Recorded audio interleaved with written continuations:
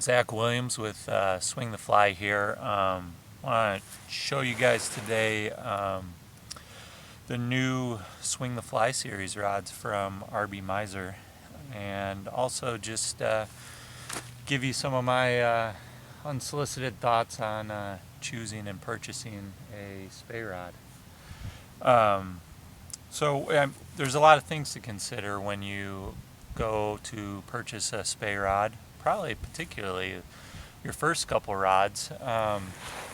It can be overwhelming. There's a lot of options out there. So what are some of the things I would think of when I was considering a rod purchase? The first would be the water that I want to fish, the size of the river, and other considerations like, does it have overhanging brush? Are you going to be standing tight to the bank?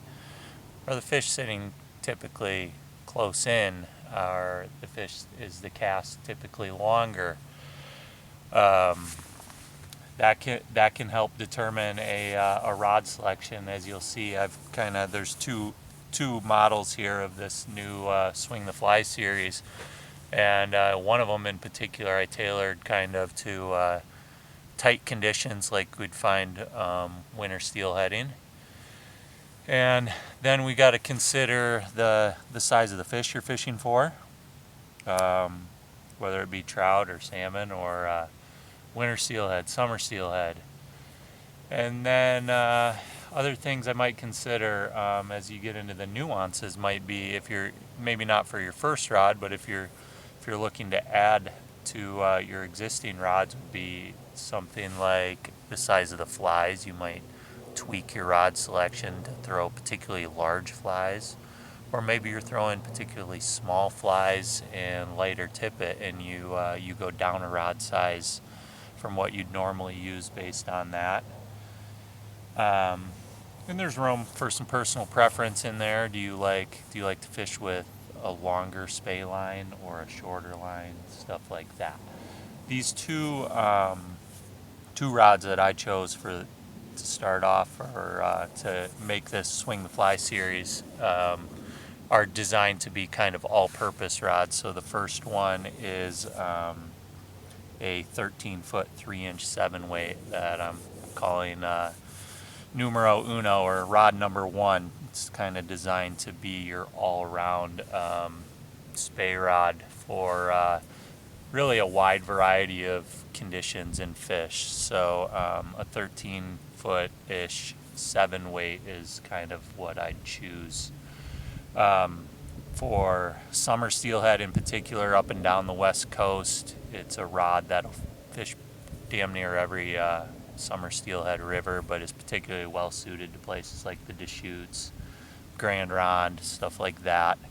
But we'll do a little bit of everything, and I wanted a rod that would cast pretty much any style of Spey line you wanted to put on it. So right now I've got a longer Skagit head on here. It's a 475 grain. That's the 7-weight Bridge Wintertide with a 12-foot 100-grain sink tip, which is just a pretty spectacular line for moderate-sized flies, light to medium-sized sink tips. Just a pleasure to fish. And but I fish a full floating line on this, a 7-8 weight Bridge Tributary, 40 some odd foot floating line is also my other favorite line on here. But it'll throw a whole wide variety of lines in that, most of them being in that 450 to 550 range. So that's kind of your starting point. I always have recommended a 13-foot-ish 7-weight for West Coast anglers as a starting rod. Happens to be well suited to a lot of other places as well, whether you're a Great Lakes angler, or I took this rod down to Argentina last March when it was still in testing, and fished it for sea run brown trout for the whole week there, and really enjoyed it there as well. So that's rod number 1. rod number 2 in the Swing the Fly series. I asked Meiser to create me a rod that would well complement the first rod. So this is a 12-foot 9-inch 8-weight. It's a little shorter and a little stouter. And what I had in mind with this rod was particularly winter steelhead waters of the West Coast, and then winter late season steelheading in the Great Lakes as well. Really thinking as a first choice, a Skagit line and a heavier sink tip, and a little bit more backbone to the rod to handle those and larger flies, and a little shorter to handle tighter conditions like the waters that I frequent on the Olympic Peninsula. So it's just 6 inches shorter than the 7-weight and a little stouter. So the other thing that was done here was these rods are designed to complement each other and serve as backups. So 2 rods where you bring these on a trip and you're not SOL if you have a problem with one, whether a rod breaks or a line breaks or something like that. You can easily grab the other one and not be in any trouble whatsoever. So they really complement each other well and are really versatile. So that was the goal with these two rods. 1, 2. You're pretty set for everywhere, and I did that with. I asked Meiser to build these in 6-piece designs so they would travel well. So you could really travel to a lot of different places with only these 2 rods, and that's what I did. Headed to Argentina. These were the 2 rods for Argentina or for West Coast steelheading, and kind of pretty well covered there, except for some of the really big water and really large fish. You're in pretty good shape all throughout anadromous fish water.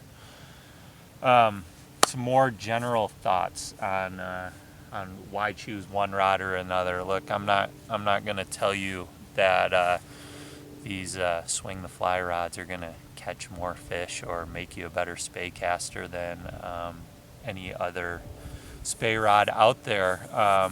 Good rods, to me, good Spey rods have a strong tip to them. That means that the tip does not flex a whole lot. The rod then bends down in the lower half to lower third of the rod. What that does for you is it allows you to pick line up cleanly off the water, and then it allows you a lot of feel down in the lower end when you're casting, and a lot of positive reinforcement when you're doing things right. So I like a rod that has a stiff tip, bends deep, and there are a lot of good rods out there that do that. If I had to say what I don't like in a Spey rod, it's a rod that bends in the tip, and mostly in the tip, and the bottom end is kind of like a broom handle. These days, thankfully, there's lesser and lesser of those out there, but you still can run into that from time to time, so watch out for that. When picking a Spey rod, I'd watch out for a bunch of new age marketing. If somebody's telling you that a rod's gonna take you from being a mediocre or new Spey caster and you're gonna buy this $1,500 rod and suddenly become a great Spey caster or something, I'd pull out your bullshit meter on that one.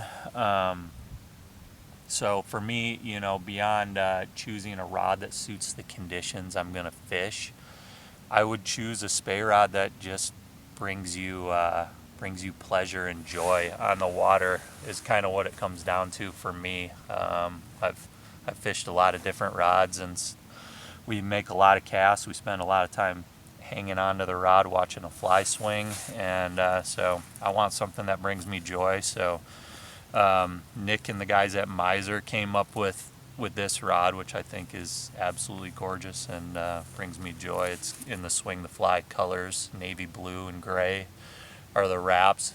Got this beautiful Guinea jungle cock feather overlay in there. So this one brings me joy, but I think, that's the most important thing. Pick a rod that fits the conditions you're going to encounter, and then pick a rod that brings you joy, and don't get overwhelmed by all the marketing hype out there. So whether it's a Meiser rod or something else, I think there's a lot of good ones out there, and you can find something that will help you be successful and will help you enjoy being on the water. So hope that helps.